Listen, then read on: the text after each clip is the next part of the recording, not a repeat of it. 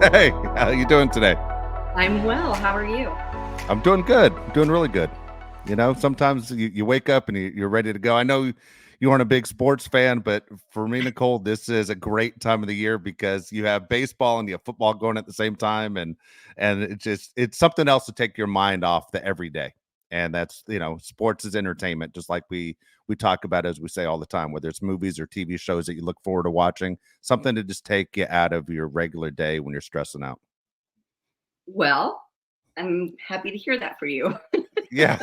You aren't excited about the NFL season? Makes no difference in my life whatsoever.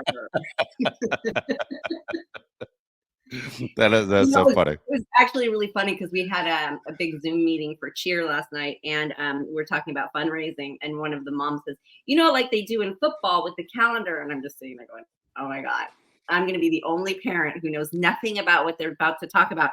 But it turns out I grasped it really quickly, and I actually was able to explain it to another mom. But yeah, you mentioned football or sports, and I start to panic because I'm like, okay, I'm out of this conversation.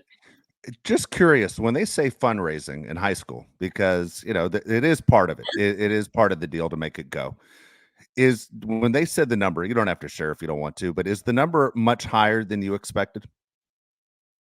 The number like that we have to raise for cheer is Yes. about $15,000. Yeah. Per Comfortable. person.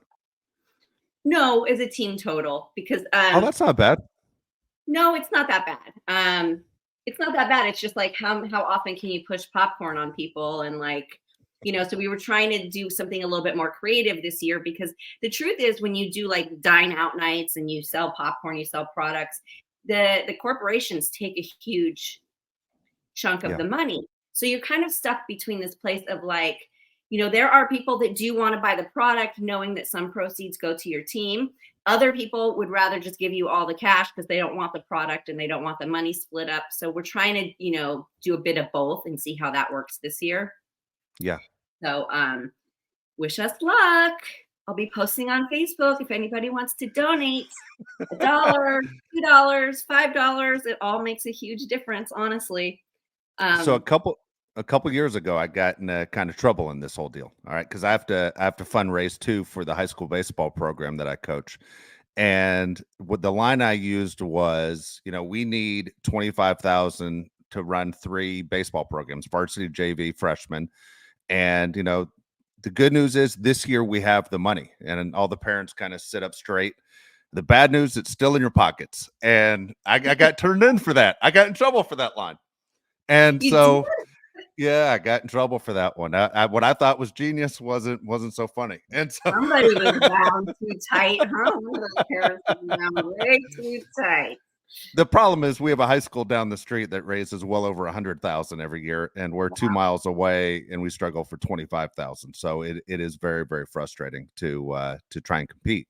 Just get the best kids to go to your school and not the school that's raising the money. Now, let me ask you a question. When you raise that amount of money, like 100,000, does that also include their gear and their uniforms and stuff like that, or It is that does. still? It does.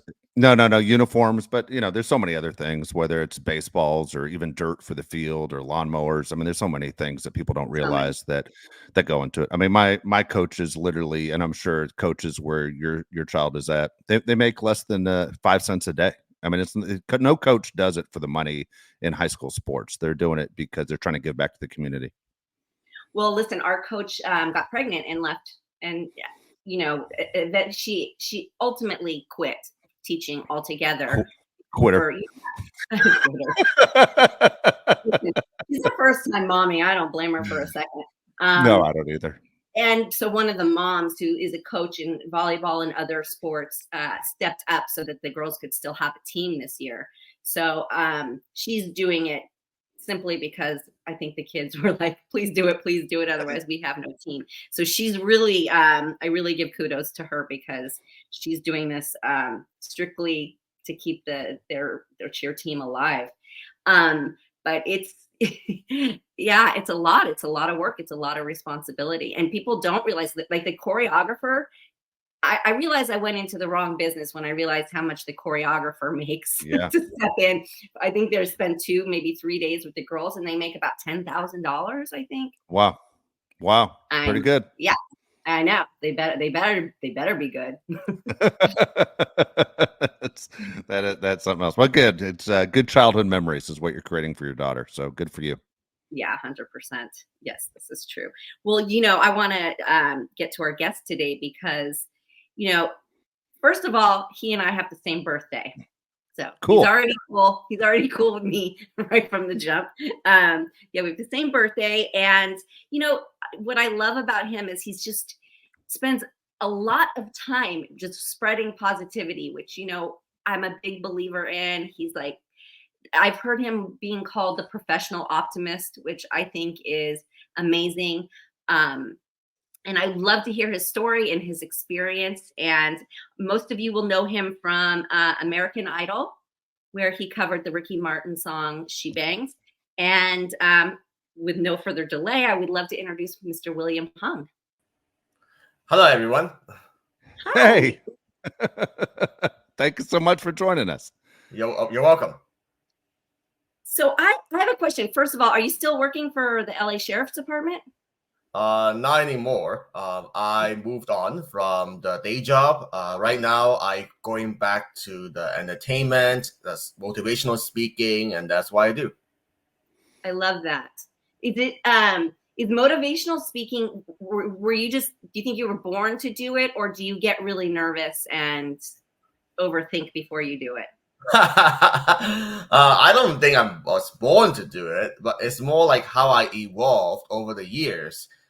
In the beginning, my entertainment when it was at my peak, sure I can perform anywhere, get paid really really handsome money for it, every single performance, every commercial. But it's normal that I cannot sustain that consistently over the years. So I had to evolve. And I feel like now sharing my story, and that's what my fans like in the first place, the message, the attitude, what I stand for. So it makes more sense for me to do speaking and then add some entertainment on top of it. Yeah, I love that. I would love to hear you speak one time because, you said something interesting in a clip that I saw about, that being honest. You were saying something about being honest about, if being a great singer means hitting every note, then you knew like that wasn't, necessarily your bag, but it's how you like measure yourself. Is that the word you use? Like how Yes, you measure? that's right. Yeah, I really like that because I've always, ever since the first time I ever laid eyes on you, ears on you, I knew that you were going to be such an inspiration to so many people, including myself. Just with the confidence, the not giving a shit factor, so to speak. I hate to be brash about it, but Yeah. it's the truth. Doing what you're passionate about, getting joy out of what you're doing, and not caring about what everybody else says. Says and thinks. I think that there's just something so beautiful in that. Oh, thank you so much. So what? You, How you did know, How did American Idol come about? Like, did you always love singing, and then you were like, "There's this opportunity"? Explain that. Well, yeah, I enjoyed karaoke since I was young with my parents. And then I went to school at Berkeley. I didn't do so well with the academics. I almost got kicked out of school. Then one day I saw this poster for a school talent show. I just thought, okay, let's try. Let's see what happens. And then I won by singing She Bangs. That's why I have the confidence to try out. that is fantastic. I'm with Nicole. I mean, so many people are afraid to jump out of their comfort zone. The fact that you said I'm going for it, and you decided to put it on national TV, and it became, I mean, a huge topic. I would remember I was doing morning radio at the time, and it was the number one topic throughout everybody. We had callers that wanted to participate and talk about your performance, and all of a sudden, overnight became an overnight sensation. What was that like for you? Wow, so that was so crazy. I never thought that was possible because when I didn't make it to Hollywood, I saw myself getting criticized by Simon, Paula, not by Simon, mainly. But I still felt like most top of the time when you don't make it to Hollywood, you just go home. Nothing happens to you. Maybe people would get a few laughs, and that's it. Yeah, not you.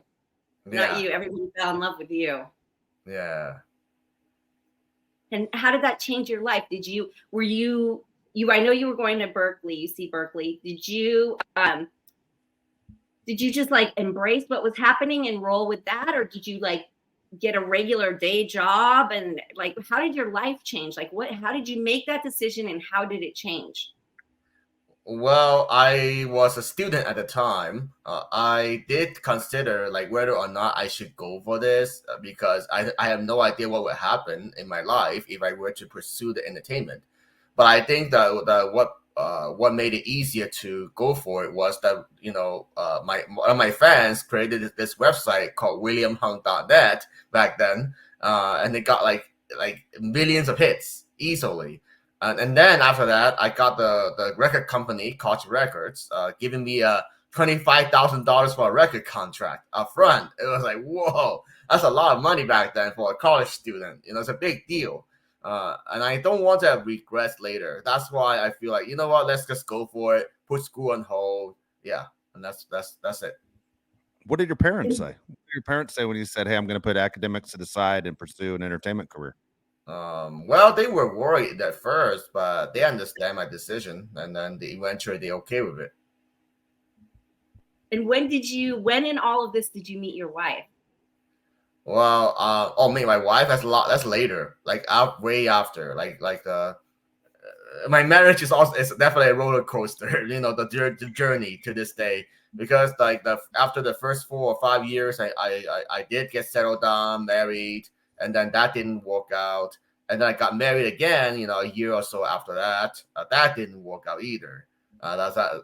So married and divorced twice. And then recently, earlier this year, I finally got married again. So that's a long gap. Yeah. Oh, well, congratulations on the new marriage. Congratulations. Yeah. Thank you. Yeah, that's a lot. I've never been married. No, really? No, I've got 2 kids. 2 kids. Not everything. So as far, I'm sorry, Nicole. William, as far as motivational speaking goes, what do you basically use? What is your go-to to motivate people, depending on the audience? What is your story? Well, the main story is how I got rejected by American Idol. Sometimes I would add like how I got the very intense criticism from people that don't like me.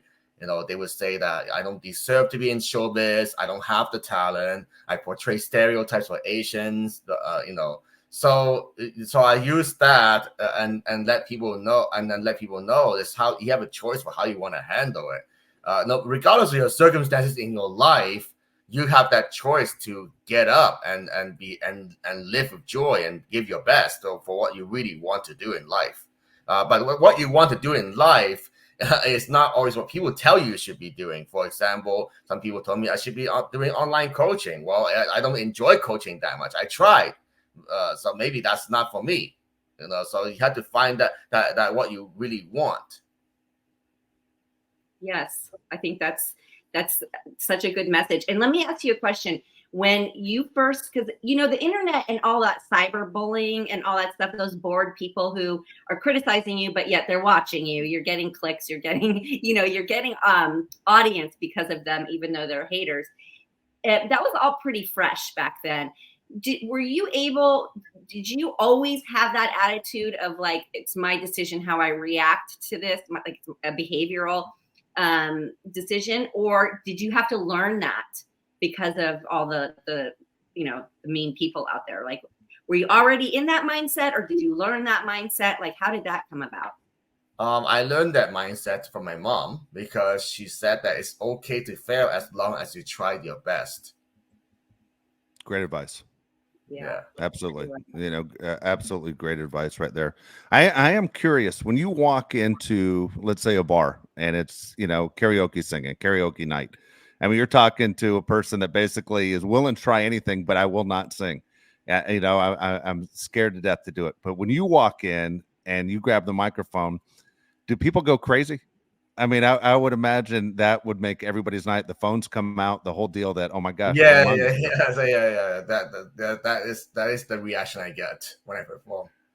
How does that make you feel? I mean, Yeah, I mean, it must be a rush to go. You know what? These people do care about me, and these people do love what I do. Yeah, that's it feels good, because entertainment is a form of art to me. Everybody have different tastes, different preferences, so it's good to know that wherever I do, there are people who appreciate it. How often do you go to karaoke, William? Not all the time. Maybe like a few times a month. Sometimes I would say maybe once a month in person, around maybe once every few months, and then other times I just sing for fun. Now it's easy. You just go online. You can find the karaoke version of the song, or even use the Apple Music. You can just sing along. I love that. What's is your go-to song always "She Bangs," or is there something else you prefer? Does everybody want to hear you sing "She Bangs"? Yeah, here's the thing. Everybody wants she bangs, or most people want she bangs. But I personally, I think I prefer songs that fit better for my singing ability, like Rocket Man or Can You Feel the Love Tonight? Yeah. Love it. What made you Absolutely love it. pick She Bangs for your audition? Like, out of all the songs in the world, what made you settle on that one? I'm always curious about that. I thought it was unique. It was something different. I enjoy it when I saw the music video and how Ricky Martin is so handsome, dancing all the ladies, having a good time. I like that picture. I tell you what, if I was you, William, no joke, I'd be stopping off at a karaoke bar at least once a week. I would like literally tell my friends, watch this. Like, I just think it's amazing the rush that you probably give the crowd, and again yourself, to be able to do it, to make people feel good every single time you jump up on a stage. Thank you. Now, let me ask you this. Like, how did people probably are not aware, but William was a crime analyst for the LA Sheriff's Department. How in the world did that come about? Like, what? Well, I was always I thought I was pretty good at math throughout my life, so I want to apply that skill somewhere. So just to let people know, it's actually statistical analyst, but it's similar, not the same, because the crime analyst focus more on the predicting crimes, trying to allocate resources. The statistics one is a little bit more with data manipulation. You see all the report numbers on TV. I'm part of that. Got it. Okay. See, this is why you can't believe everything you read online.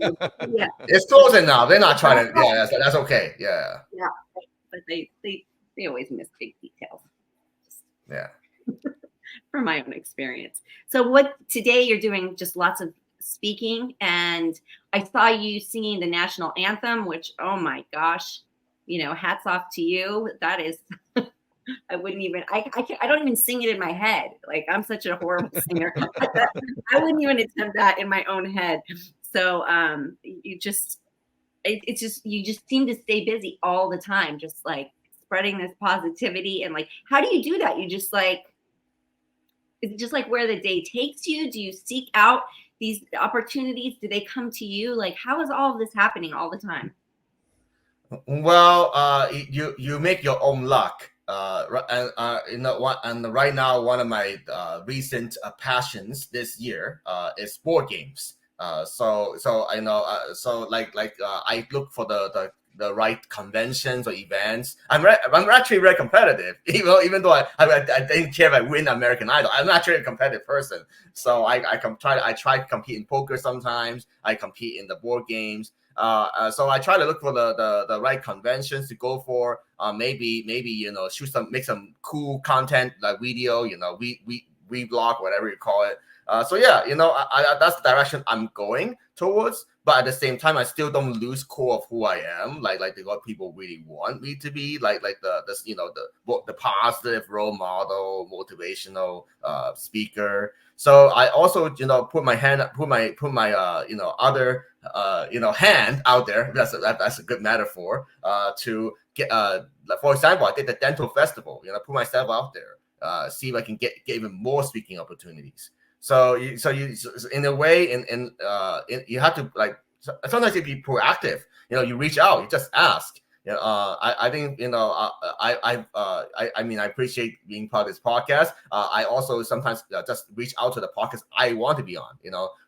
Be a guest, contribute your knowledge and experience.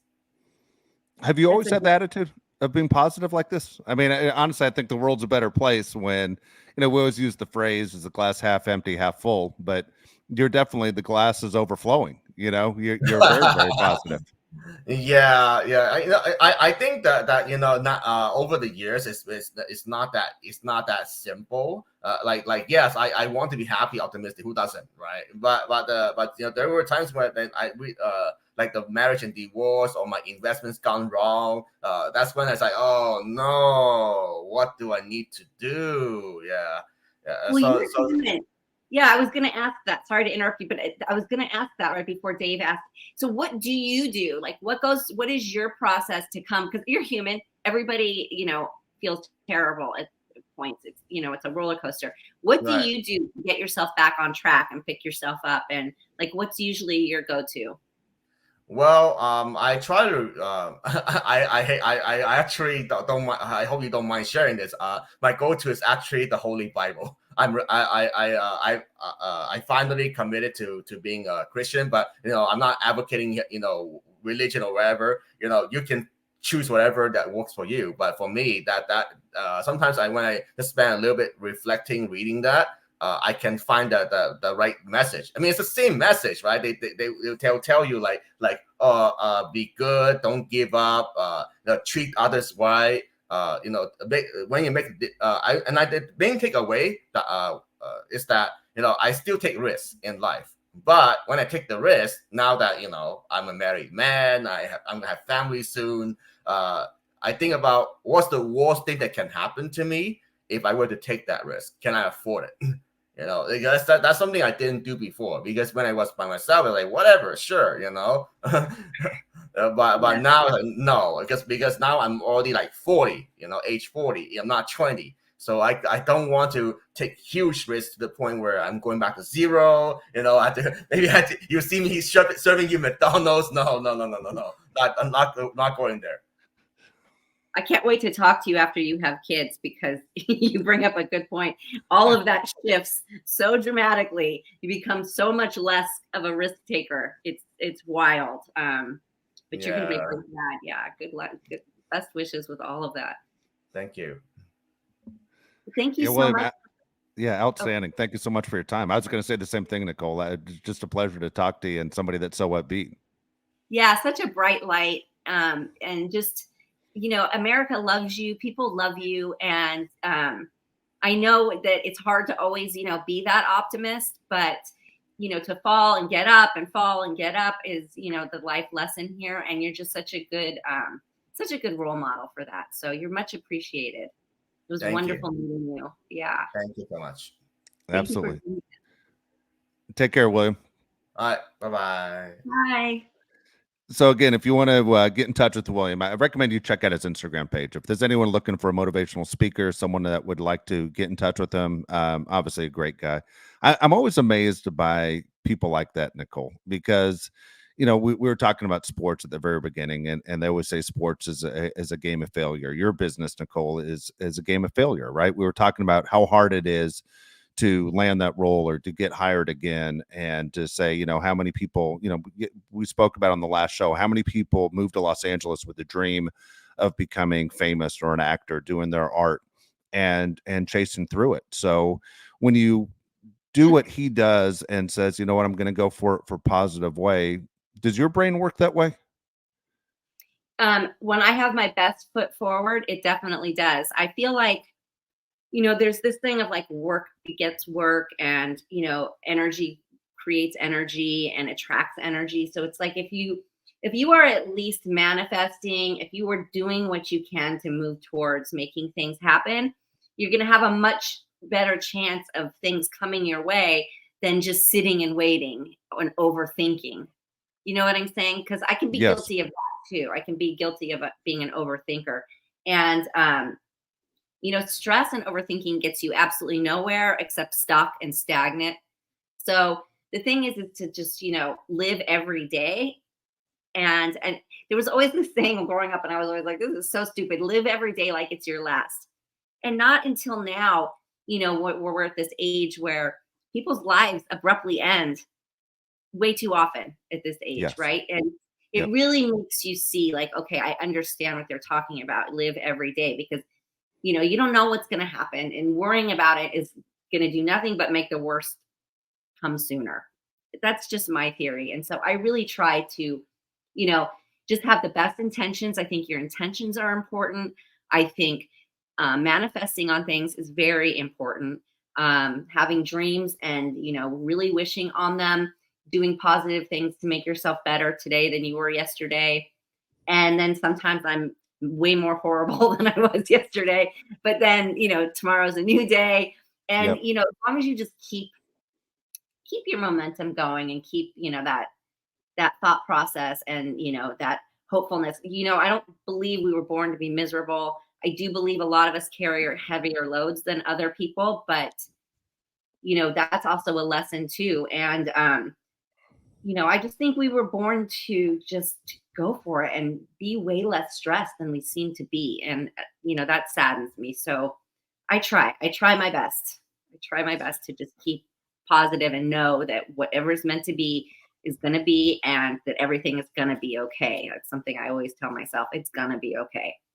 Yeah, I believe the same thing. I do the exact same thing. It's interesting when you're around someone and you realize they're in your life like almost too much. They're taking up too much of your time where they're just a downer.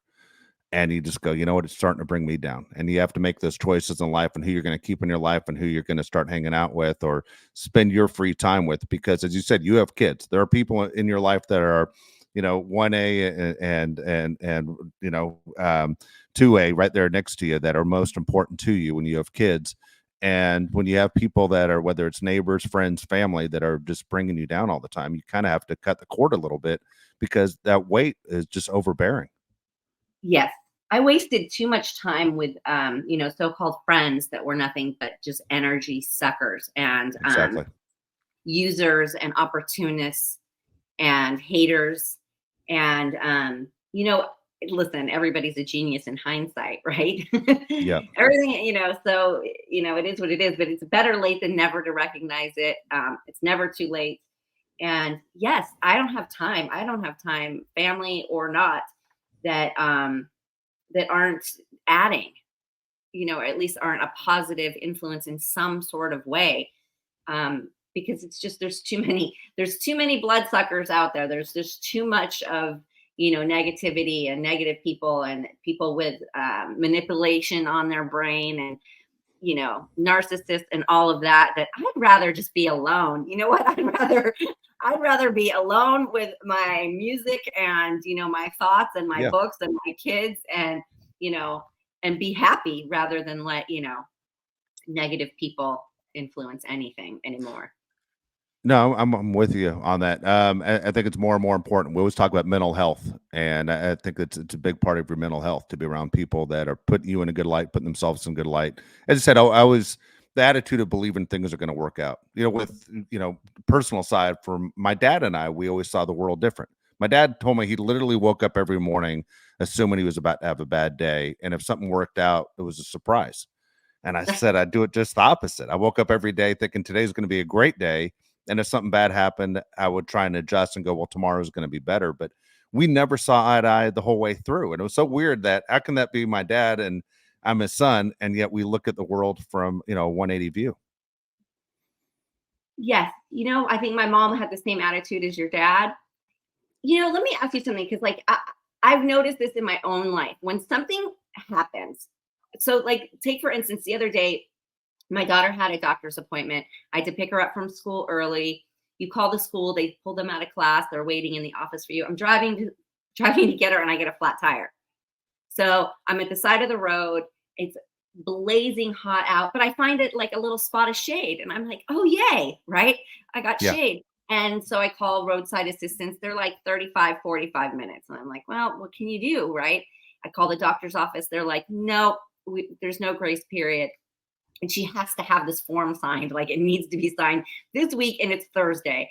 And so I called the school and I said, can you tell her I'm probably going to be a little late? Send her back to class. I'll let you know when roadside gets here. And then it turns out I call back. She's with Kaiser. And so I call back and, it turns out they've got an appointment at a different office that's like right down the street because I was headed into Hollywood. It's right down the street, the perfect time. It's in 45 minutes. I've got just enough time to get my tire changed, to go pick Keegan up, and then get to this appointment. And it actually turned out to be like a blessing. And I just, the only pain in the ass is I had to go buy new tires that day, but it needed to happen anyways, right? That's something that needed to happen anyways. But the point is, the lady in the office said to me, God, you have such a good attitude about all this. And I was like, listen, I found a piece of shade to park and wait for the roadside. I was not out in that blazing heat. I'm good. Like, things could be so much worse. And opposed to times when things like that happen and then I get all like, oh my God, and panicked and worked up, and then everything goes wrong and nothing works out. Yeah. I always find like, if I go into a busy parking lot and I've got like a whatever attitude, I find a spot right away. If I go in there going like, oh my God, I'm never going to find a spot. It's so busy. I'll drive around and around and around, I always feel like I see it happen. I see it work in real life. And so that's how I can stick to that and have faith in that and believe in that. I have so many friends that whether it's radio or TV where things are going really well and like they make a tremendous amount of money and they live in a great house and everything seems perfect. Family's in good health, but yet they complain nonstop. Like I always say, they're only happy when they're miserable.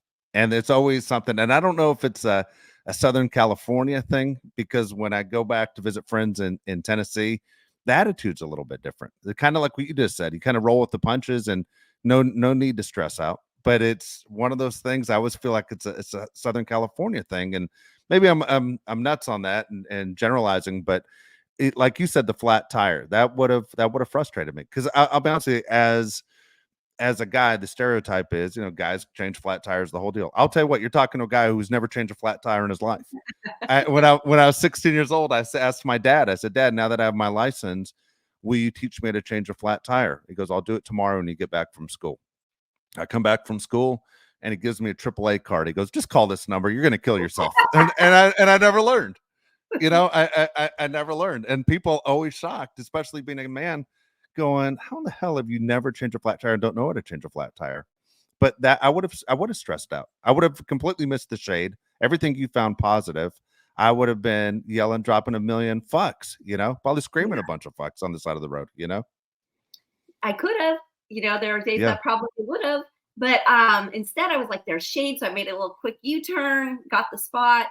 And, listen, if it was an emergency, I guarantee you I would have been able to fix that tire. I could have changed the tire myself, but I do pay for AAA as well. And I had an appointment to get to. Why am I going to get all dirty? I had a white dress on. I'm not going to, why I'm not going to look crazy afterwards when I have AAA. So, 45 minutes delay in the day, it's not going to be the end of the world if I don't. No, not going to be the end of the world. Here's something you mentioned, your mother and my dad kind of looking at the world the same way.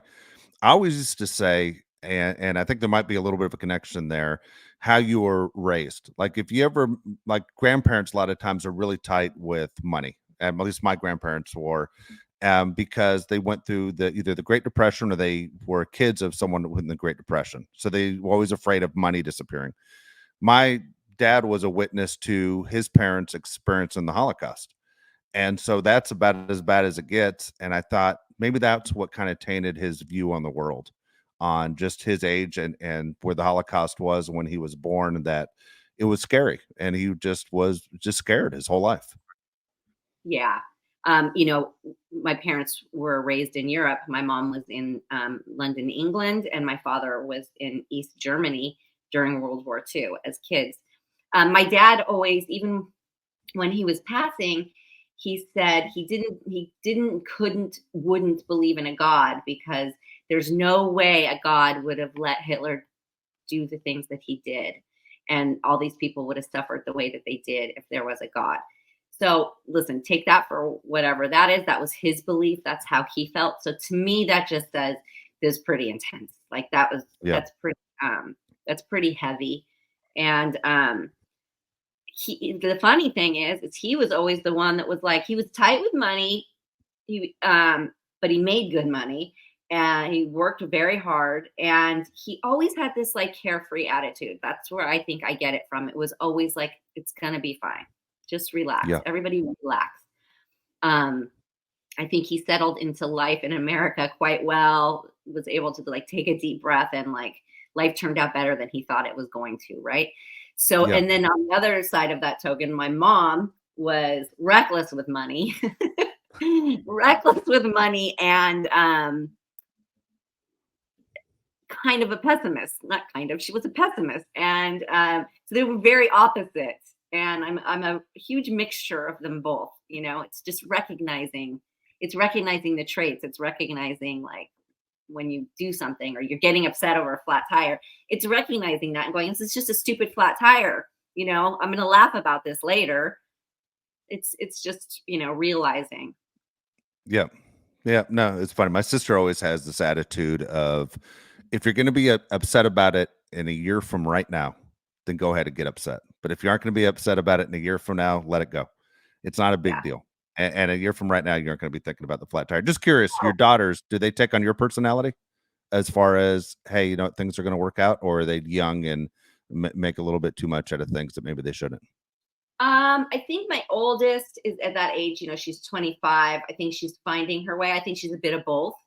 Um, she's a bit of both. I see things work out for her because, again, her intention is good. She's a hard worker. She, you know, she has a positive, she moves forward, but I do see her get more pissed off than she should about certain things. But that's also, I think, an age thing. At that age, I was too. And my youngest, nothing bothers her right now. Nothing. Nothing. She could, Piece of cake. yeah, she could knock over, you know, all the furniture in the house and break it all and be like, "Oops, you know, let me help you clean it up." You know, like no consequence, no care. And I blame that on myself, and that's fine. Just, you know, no regard for much. So it's cute, you know, but then there are things she cares about, and she will get upset. Like she broke something and she got really upset about it. And I had to explain to her, like, you know, you had it for a while, you enjoyed it. Nothing lasts forever. You know, you had it, and you know, that's it. And she comes out of it pretty easy. But yeah, I hate that. I hate when I see people get overly upset over things, because there's too much that you really are legitimately upset about. There's too much trauma and there's too much grief. Yeah. We're all going to experience it, to get upset over things. Like, you know, you lose family, you lose parents, you lose friends, you lose people in your life. That's something you're going to be upset about forever. Yep. So you got to work on those things, and the other shit, you got to let it go. Like, it is not worth it. You have to put it all into perspective, you know? Exactly right. Exactly right. All right, let's get to mailbag again. Nicole's mailbag. All you have to do, if you want to ask a question, Nicole, you go to our website, perfectlytwistedpod.com, and you'll see the mailbag right there at the top, and you can ask a question to Nicole. This one's from Tom Carrot. Says, "Hey, Nicole, in the second half of the 90s, you did a series of independent movies that I thought were really cool. I'm thinking of The Prince of Kissing, Pink, as The Day She Was Born, Siberia. I'm one of the few who managed to see Bartender, for example. In some of these movies, you were the lead. In others, you had small parts. How did you pick your movies, and what can you tell us about the 90s independent films?" Okay, it was The Price of Kissing, not The Prince of Kissing. Oh, Anyway. I'm sorry. Maybe I messed that up. Just, All right. It was, he had it right. I had it wrong. I'm trying to do the cool move. I don't wear the glasses, Nicole. Sorry, that was me. Pink is The Day She Was Born, and The Price of Kissing. You know, the 90s were really fun because independent filmmaking was on the rise. It was really, you know, on trend. There was a lot of freedom in making these movies. And I chose them basically off like the cast and who was directing and who was creating. And, you know, I got to meet some very, very creative people, got to make friends for a lifetime. That was a really, really good time in life, that 90s independent boom, because it just was all these creative people coming together. There wasn't a whole lot of money to be made because it wasn't about that. Everybody having a really good time, you know, making a fun project that they believed in. And I was fortunate enough to be part of that. And that's sort of where I landed after Baywatch. And, I just look back on it. I was like, wow, I wish it could be like that again.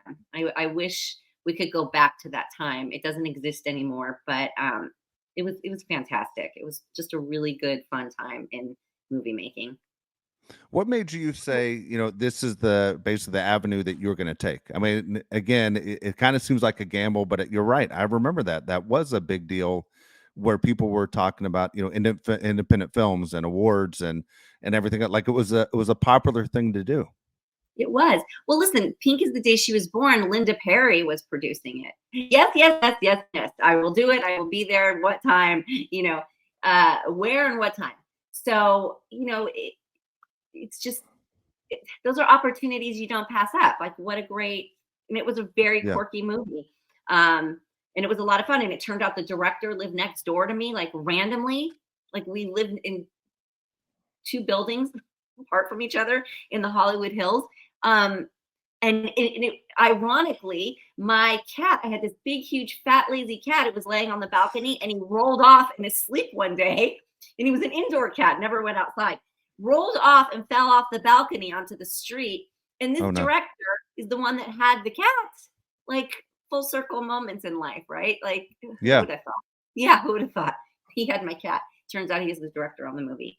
Just, it was a good time. It was a good energy. It was fun. There was a lot of freedom that people hadn't had before. And independent filmmaking. That was really good. That's pretty cool. Yeah. All right. So again, if you want to ask a question, Nicole, it's very easy. You can ask multiple questions as well, and we'll put more of those into the next show. But again, if you want to ask a question, just go to Perfectly Twisted Pod and look at Nicole's mailbag right there, and you can participate in the show. But again, our thanks to William Hung. That was really cool. Kind of, I like that attitude.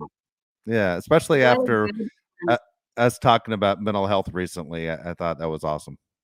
Yeah, great timing. And just, what a good soul, what a good story, what a good guy. I just love it all. And if we could all have that kind of confidence, that would be amazing. If we could funnel that. So don't forget to subscribe to us, follow us, rate us, and leave a comment right into the mailbag, and catch us on YouTube. And we will see you next week.